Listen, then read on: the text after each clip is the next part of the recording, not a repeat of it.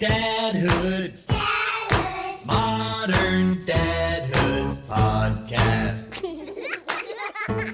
Adam? It's me, man, in the flesh.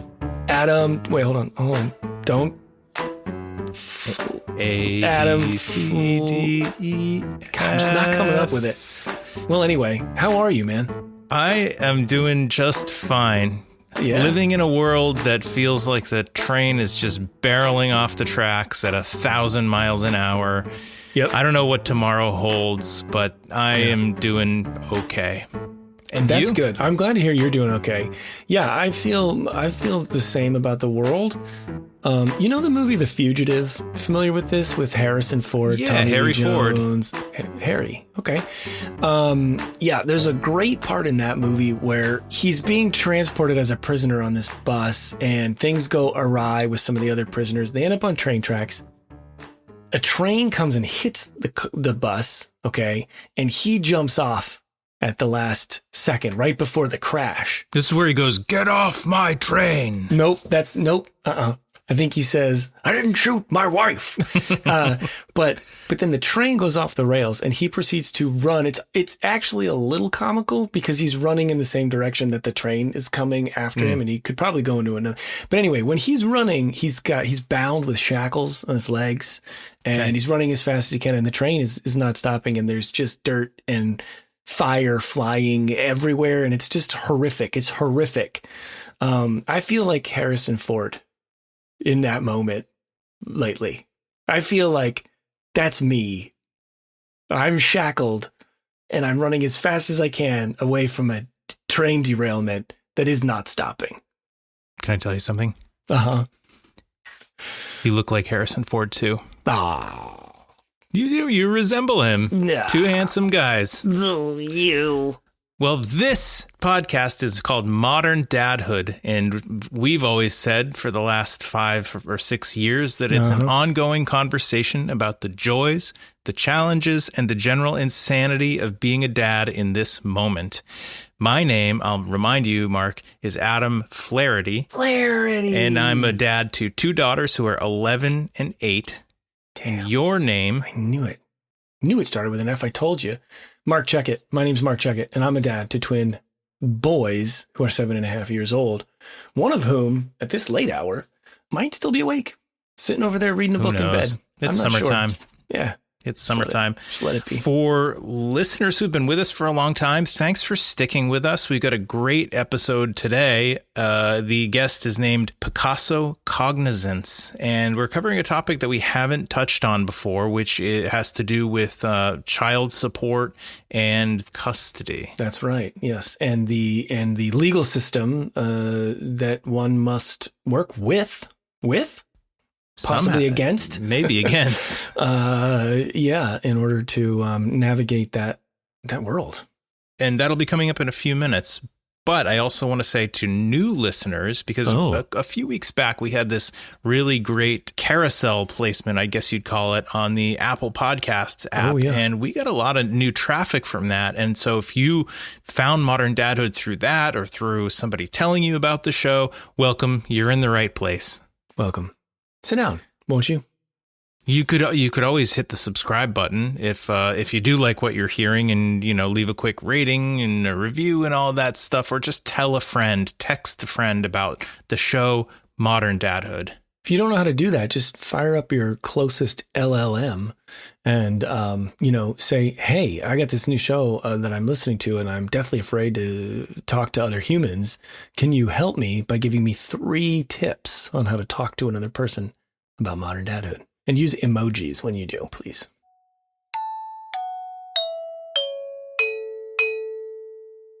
For those who've been listening for a while, you've heard us mention on and off about a new podcast that we are working on that Mark and I are not the hosts of, but that we are producing for someone else. We're very excited to share that with you. We can't tell you quite what the name is yet, but I'll tell you, we had a guest on our podcast about a year and a half ago Does that sound right, Mark? It could even be, I think it's longer ago than maybe that. 2 years ago. A young mortician named Victor M. Sweeney, and we'll link to that episode in the show notes if you didn't hear it or if you want to listen to it again. But a charming young mortician from the Midwest. And he is going to be the host of this new podcast. And we'll be telling you more about it very soon because the new podcast is going to launch in late summer, early fall. So lots of work going on to get that ready. We just wanted to let you know, maybe that's one of the reasons why we've been a little slower around these parts lately. But Modern Dadhood is not going anywhere. Nowhere. Okay? We're here to stay. As long as we're both dads, this is a show. So as we get close, that's a huge commitment, man. That's a long time. That's the rest of our lives. All right. I'm not going to pinky swear on that, Okay, but that's fine. We'll be around for a long time. As we get closer to the launch of that show, we will absolutely let you know about it. It's going to be awesome. And you can expect Modern Dadhood to be just as awesome as you have always thought that it was. What is it with me today? Great sentence, man. No, you're great with words. I always love the way that you use words. You're like a wordsman. I'm is it logoria? I'm a master logoriast. I'm not sure about logoriast, but yeah, sure. Logoria, that's a word. Yeah. Hey, Adam, listeners, why don't we get to our wonderful interview with Picasso Cognizance, who I think you're going to find a wonderful human being with a fantastic story. Maybe you identify with it. Maybe you just learn from it. But why don't we not keep anyone waiting any longer and just jump into it?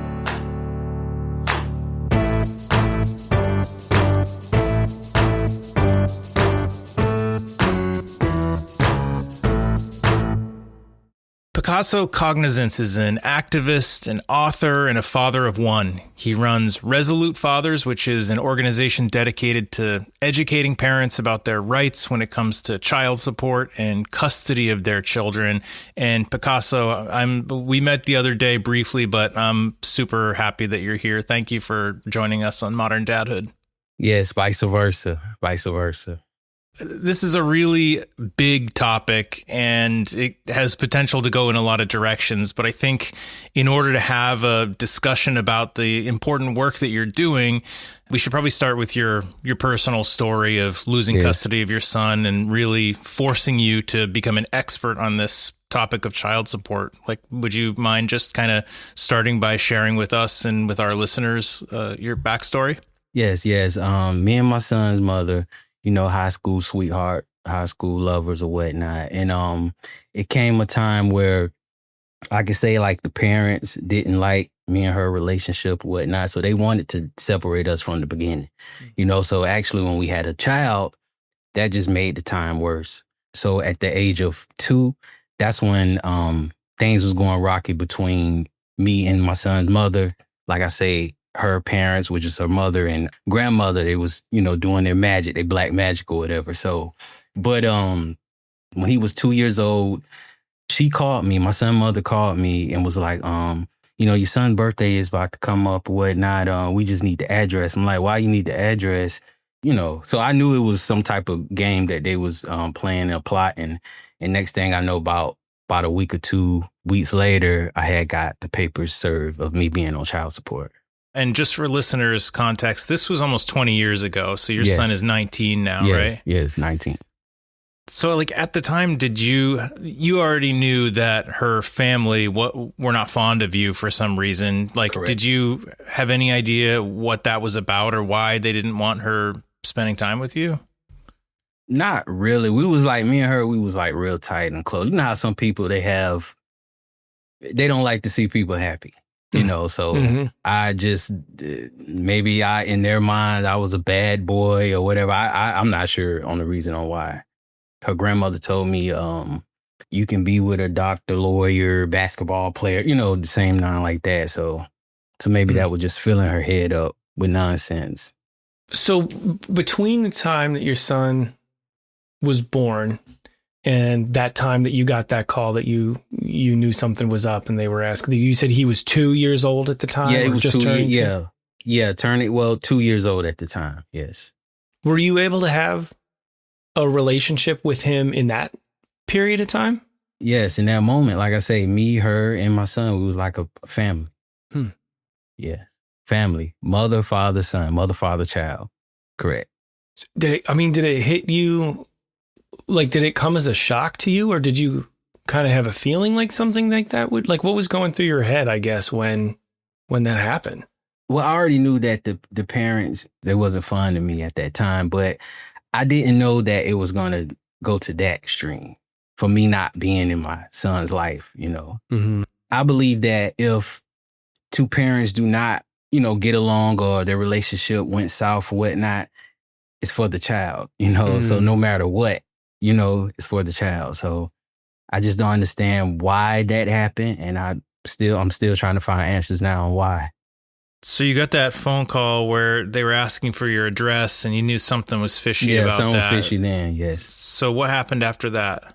So when I gave the address, and like I say, like about 2 or 3 weeks later, that's when I get the notice of child support. So in that time, did she move out or did you? Well, at the time, like she was living with me, you know, before, like when we, you know, before my child came, she was pregnant. But I guess her parents was plotting at that time, like I said. But when our child actually came, that's when they was trying to, you know, work it in the hospital. You know, when it was time to leave out the hospital, that's when they left. Because I did actually think that they were coming with me because she was with me. Mm-hmm. So when they actually left, she went with them. So that's what kind of, you know, shocked me or whatnot. That's heartbreaking. And so yes. Once you lost contact with them, tell me about what were the next steps that you took? I mean, you must have been panicking. Yes, I was panicking. Like, after the moment when she left at the hospital, they were saying the mother and the grandmother told me that, you two guys, you know, y'all are young, you don't know how to raise a child or whatnot. So they want to come in and, you know, take care. But, you know, I'm thinking that's just instinct. You know, if you have a child, I mean, we can look at the animals or insects. They know how to raise their child. That's just automatically in the brain. So they were trying to, you know, play with our minds like that.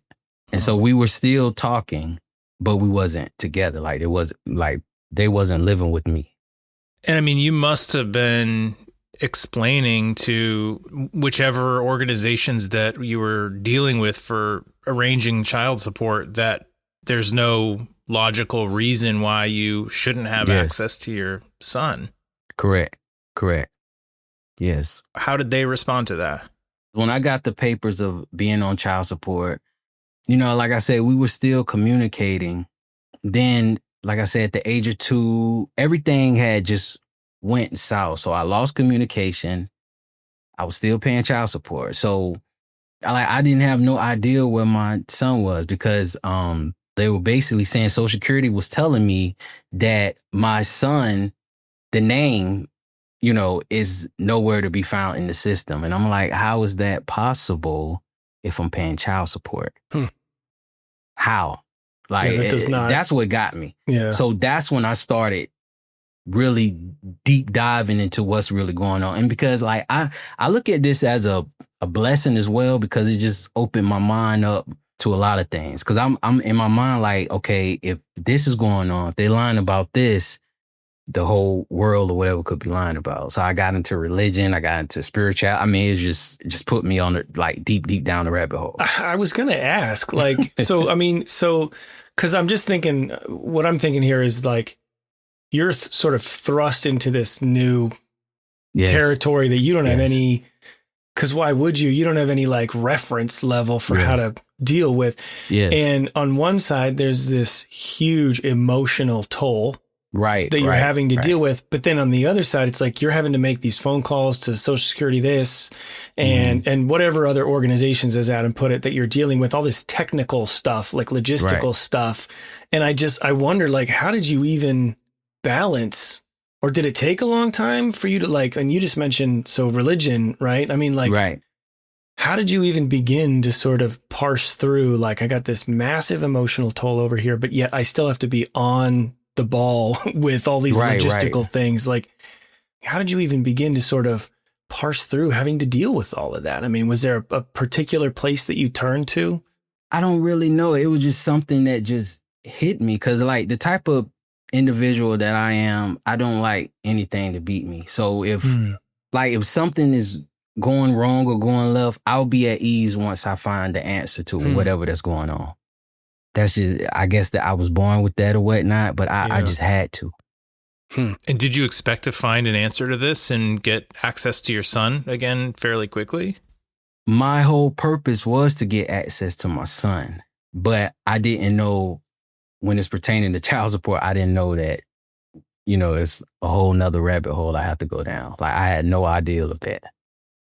So Social Security is saying this human being doesn't even exist as far as our records show. Nope. Child support is saying you owe X amount per month. Can you give us an idea of how much that costs you per month? It was, according to them, it was like $11.92 a month. Yeah. And so you were telling both of these organizations, this doesn't add up. Why am I paying this if you're saying my son doesn't exist? They were ping-ponging me, man. They blame it on Social Security blame it on child support. Child support would throw it back to Social Security. So of course they're not communicating with each other, right? So you're just stuck in the middle. Oh man. Stuck in the middle. Correct. So it went on like this for years. Take us through that. Like what were the developments? So the developments on what happened, like I said, at that time, I haven't like actually communicated with my son. It was like approximately around 7 years old with the mother. That's just what she do. It's just a habit of what she does. Then I would find him. Then she do the same thing again. So, I mean, but at the same time, I'm just like, how is this even possible? I'm still paying child support. Which I don't have no problem with taking care of my seed, man. That's my seed. Her egg, my seed. So there's no problem with that. It's my responsibility. It's an interesting way to look at it because sure, it's your responsibility if you left the family and exactly, but you didn't voluntarily do that because if it were up to you, it sounds like you would be a family unit. And yes, right. And you both would be. Me and her would still be together now. Right. Right. How many years did this go on for before you were able to actually initiate contact with him and regain some version of custody? Now is actually minimum contact or none at all because I don't know the whatever that she put into the mindset or her family put into his mindset. So I do want to build that bond with him again and not to point fingers of blame, but I believe he would want to know the truth because as she or her parents or whatnot planted into, I guess I'm assuming planted into his mind that I didn't want to take care of him. I didn't want to be in his life, but I have proof of showing that, It's like on one side, on one side, there's this number, right, that says, oh, look, I did this. But then on the other side, you have this relationship that you have to maybe repair. Yeah. Or figure out how do you even begin? Well, you said not to point fingers or place blame or anything, man. That's got to take a lot of, like restraint, right? Yes. To have to even enter into that without. Correct. Without starting, from that place was what it feels like to me. I mean, I feel like I'd have a lot of frustration and anger that I wouldn't even know what to do with. From my understanding with life, period, we have to go through trials and tribulations. That's what makes us stronger and get closer to whoever your deity is or God or whoever, So that's what I found during that. So it actually made me stronger. That's why, I created this movement, Resolute Fathers, to educate others because there's always somebody that's either going through something similar or even worse. So they hear my story and if like, man, if he can do it and have the strength, determination, drive and discipline, I mean, I can do it too, Yeah, I'm glad you brought up Resolute Fathers because I'm like, what is like, would you say the mission of Resolute Fathers is? My whole mission with Resolute Fathers, it's just that I believe that co-parenting is key. cooperative co-parenting is key. Without having the system involved, if you can take care of your responsibilities without having the system involved, I think that everything will run smoothly. I mean, everybody have disagreements, but not to the height where it's just bringing the system involved. But if it gets to that point, we all want to be civilized. I know that you were in and out of the court system a lot throughout this process, and Yes. I've only know that from watching some of the videos in your Instagram page, and I would encourage listeners to check out Picasso's Instagram and social media, because there is a lot more detail to his story, and of course in his book as well. In thinking specifically about the times that you were in and out of court, like that's got to be a really intimidating thing for a young person to experience too. Yes. What would you say are some of the biggest takeaways from the court process that you can share with other dads who may be experiencing a story similar to yours? The best thing that I'm big on this is know your parental rights. Whatever state that you're in, know state law and know your parental rights. And where do you even find that? Just through research, deep diving research, and from different questions and sources, and actually going to court. It's out, you know what I'm saying? It's out there, but you just have to be the one to, like, if you're going through so much, like I say, trials and tribulations, you're going to have to find some type of positive outlet. You're going to have to, or you go negative route. I just made the choice to go the positive way. Trust me, my mind was very dark, but I made the choice to go the positive route. I was kind of wondering, I wanted to go maybe back like a moment or two about Resolute Fathers. And I just wondered if throughout your journey, because it sounds like, I think journey's the right word, right? I mean, like, yes, like most 20 years worth of time, right? Most definitely. Was there like a moment of clarity in your mind where you sort of thought, I need to do something with the information that I'm gathering? I could say, because it was like the same thing was happening. Like if I'm like, say if I lose a job, or if or I get another job and it's not the pay, it's not adding up to whatever the contract was when I had to pay, the monthly payment, they will suspend my license. I mean, it's like the same cycle. I'm like, man, I have to figure out something. Something has to be done, because this is not right. This is maybe a dumb question, but I just want to like boil it down to like its simplest parts. Did it feel like the system was there to help you at all? Not at all. No. That's why I encourage all people to know your constitutional protected rights. And if you're a parent or think about being a parent, know your parental rights. Because if not, that's how they capitalize off your ignorance. Yeah. That's why they say knowledge is free, but you have to pay for ignorance. When you said that if you don't make your child support payment, or there's an overdraft or whatever, that they can suspend your license. And then I think like they suspend your license, you may or may not even know that it's suspended. And then if you get pulled over, you're going to be arrested, right? Exactly. So then you end up in jail. Yes. Like, talk about a spiral. It seems like this is a path, just like a path to like incarceration. Yes. That's the whole plan. To money. What end? Is the question. Right. It's like, what? Yeah. Is it all about money? Because it seems like these systems should be in place to help families get back together. And if you're doing the right things and following the steps that are laid out, like it should be encouraging the reunion. Right. Yeah, it's basically all about money. Like, people must understand that it's two different jurisdictions. So we have the lower courts, which is Article 1 court. Then we have the higher court, which is Article 3 court. So basically, child support is under Article 1 court. So it's talking about nothing but money. If you want your constitutional rights to be heard, you must go to an Article 3 court. So you have to challenge jurisdiction, bring child support into a higher court level for your constitutional rights to get heard.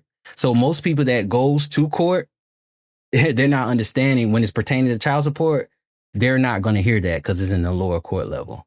And does it this is just going to show my ignorance a little bit, but like, is there like, okay, so you're talking about going from this lower court to this higher court. So even if you do understand that that's an option, like you're talking about more dates where you have to go to court. Yes, but I yes. also imagine like at that point, are you paying for, like, do you Still have paying. you have to still pay for the child support? Yes, it never stops. They tell you that it's a court order. Technically, it's not. Yeah. It's not a court order. Is actually when people go to court for child support, it's not really court. It's a hearing. Okay. So those are two different things. Yeah. In a courtroom? Yes, it's in the courtroom under cooperative arrangements. Child support actually pay to rent the courthouse out to do their hearings there. So they hire judges, attorneys, the whole nine. So basically, child support is a federal funding program. Well, no wonder they need money. Yeah. Yes. Did you have a goal in your mind of, I know how much child support I have to pay, and at a certain point it will be paid off, and at that point maybe this can be repaired? Or did you have it in your head that when my son turns 18 and he's a legal adult, maybe he'll have more agency or ability to reconnect with me just because he's a legal adult? Or did you just start to lose hope altogether at any point in the process? I honestly didn't think that I was going to pay the child support off. Because like I said, they kept suspending my license, look, guys, it was tough. I'm not going to sit up here and, lie. It was tough. So I guess it was just the faith that kept me going. Because I honestly thought, like, when I hear other stories of my other friends or whatnot, man, they're like deep in the hole with child support. Like, I'm talking about 20, 30,000, 40,000, 50,000, sometimes even 100K, even more, is that serious. I feel like there's a narrative out there that I have no idea whether it's true or not, because I've not experienced anything like what we're talking about. But I also feel like I know this narrative that the system favors the mother almost in like every case. I feel like that's a narrative that is maybe known. Like, do you find that is that a real narrative? Like, is that true? Like, in your experience? I mean, that's how they try to promote it. But what people got to understand when it's dealing with custodial parents and non-custodial parents, which technically is no such thing as a non-custodial parent. You just have to be there to stand on your ground to prove the courts that you are a custodial parent, which they already know. So it's under the presumption of law. But anyways, like, that's how they try to promote it. But non-custodial parent, it can be the mother as well. Because actually, when I was getting my license back when they got suspended, when I was on child support, it was women that was non-custodial parents, and they was in they call it the fatherhood program. I don't know why they call it that, because it's women that's actually in there in order for you to get your license back once you accomplish the program. So that's how they push it, for it to be just fathers or mostly men. I'm not here to bash child support or anything. Like, if you a fit parent, I don't believe child support should be for fit parents. But if you're an unfit parent, throw the child support, throw the book at them, because you're supposed to be there to take care of your responsibility. You mentioned, the biggest piece of advice being just know your constitutional rights. And I'll just remind listeners that Picasso's book, Who's the Daddy, is a great place to start with that. You can find that on Amazon, and we will link to it in the episode notes if you want to buy that book. I think the answer to this hopefully is obvious, but you've talked a lot about faith. Do you still have faith for reuniting with your son and really building that relationship? And is that something that you see in your future? Yes, I still have faith on that. Maybe when he see this or hear this, he might reach out to me, because I'm still on the, I'm open arms. I love him. Is there anything you would want to say directly to him in the chance that he hears this? Son, I always been there for you. I never left you. We had me and the mother, we had our difficulties, so you're not to blame for that. I'm here with open arms. Amazing. Picasso, you said something a few minutes ago that I feel like, while this, Adam and I were talking like 2 minutes before you jumped on, that like this is not a topic or like a territory that we've talked about all that much, Right. and it's one of those like going into like we were sort of saying, well, of course this is like we should talk about this topic, but then you just said something a second ago that I feel like we hear a lot, which is if you're even thinking about becoming a parent, you should know these rights. You should know them. And Yes. it's like, I can't tell you how many times, I mean, my own experience, right, is like my wife and I were together for, I'm going to get the number wrong. She's going to be all mad at me. We were together for 13 years before we had kids. Okay. So we had a pretty established relationship, but even still with all of that, it was like, we didn't really sit down and like communicate or figure out to whatever degree how we're going to parent, Right. And it's just like in retrospect, I would say regardless of your situation, it's like in retrospect, it's one of those things that you can look back and go, man, I should have studied like a little bit. I should have prepared myself a little bit better. And I just think it's really interesting that you had the same thing to say. Yeah. Yes. Correct. You told me that your relationship with your son's mother, even when she was living somewhere else and you lost contact, but then you found where they were, that really, she was very much being controlled by her mother and grandmother. Sounds like. I mean, that must be a really tough position to be in as well. I mean, it's in other words, it's easy to point to her knowing nothing about her beyond what you've shared and say that, she is a huge part of this problem, but it sounds like she's in a really difficult, impossible spot with the whole situation as well. How would you respond to that?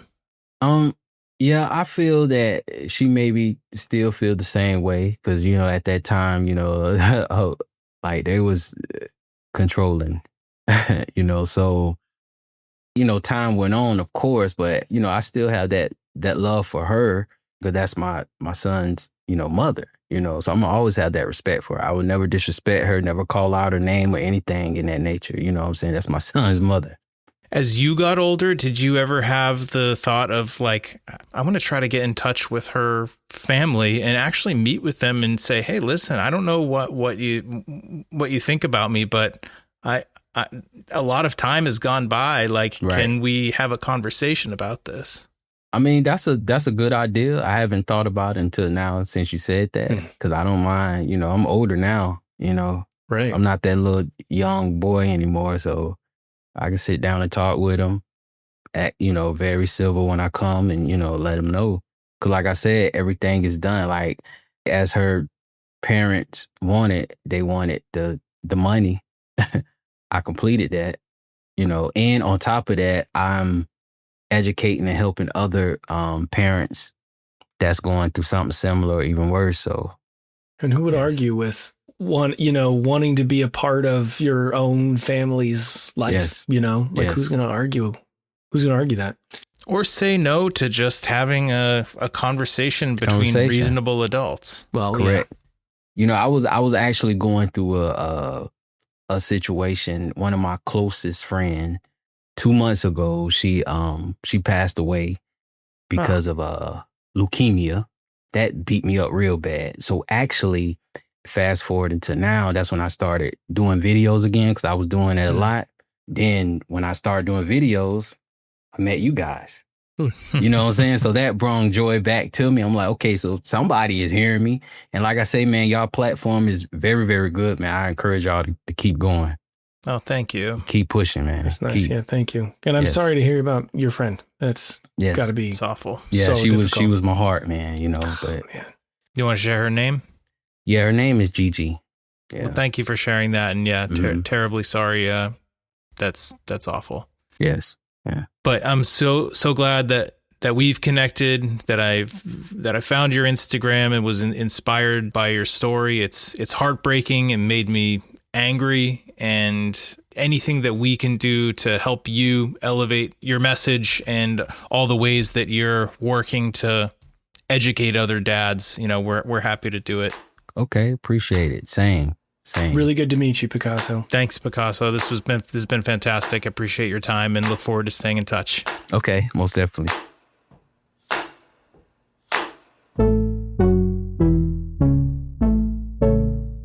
Now is the point during which we usually do a recurring segment. Oh, wait.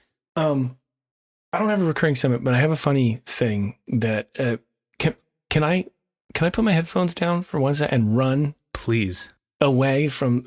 I'll be right back. I'll be right back. How am I going to fill this time? I guess I could try to do the alphabet backwards. Nah, just embarrass myself. What have you said? Nothing. What did you say? Absolutely nothing. What did you say while I was gone? I just wanted to share a quick story that maybe parents will relate to, but we're often parents in this state where we are juggling an overlapping, layered series of feelings and emotions. Okay.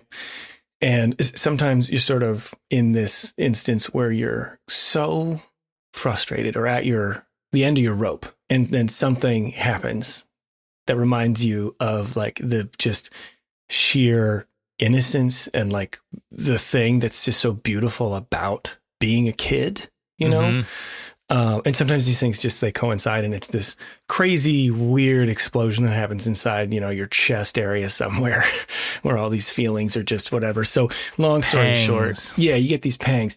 So long story short, one of my sons was having he was just having a hard day. He was down in a rut. He had a bad attitude, and nothing was helping him, and things were just getting worse. And then he was making lots of really bad decisions. And my wife and I were sort of having to make him sit on the stairs for a few minutes, make him sit in his room for a few minutes, like whatever. It just was snowballing out of control. And we were really like towards the end of this one day, just like it was a Saturday, I think, at our rope's end and the end of our rope. We were at the end. We were done. Okay. We were Who's burnt. the loggerist now? And so we send him to his room, and he did a very teenagery thing where he stomped up the stairs and he's punching the wall the whole time. And then he gets up there and he slams the door, and then he has a little Alexa in his room, and he makes that play music really, really loud. And we hear the door slam like a couple times. So anyway, my wife goes up to sort of talk to him, and she does not want to because she's exhausted. And I don't want to deal with it. I'm exhausted. And she finds this sign on the door. Okay. Okay. Which my 7. So, wow. Okay. So, which for those of you who can't see, because this is a podcast, it's a sign that has, he started on the back, which he screwed up. Yeah. And he had to start on the other side. Classic. And it's a white piece of paper with a red marker, and there's a little green piece of tape, and it was hanging on the door, and it says, "Do not come in." And come is spelled C-U-M. And, so good.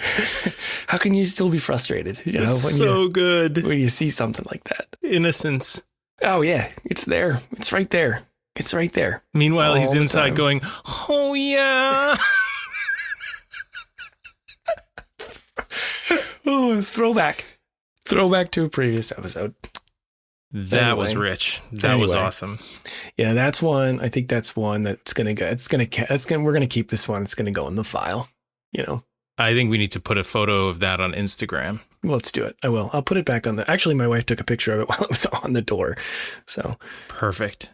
photographic evidence. All right. Perfect. Thanks for indulging me in that little story. I'm glad you got a laugh out of it, man. That was awesome.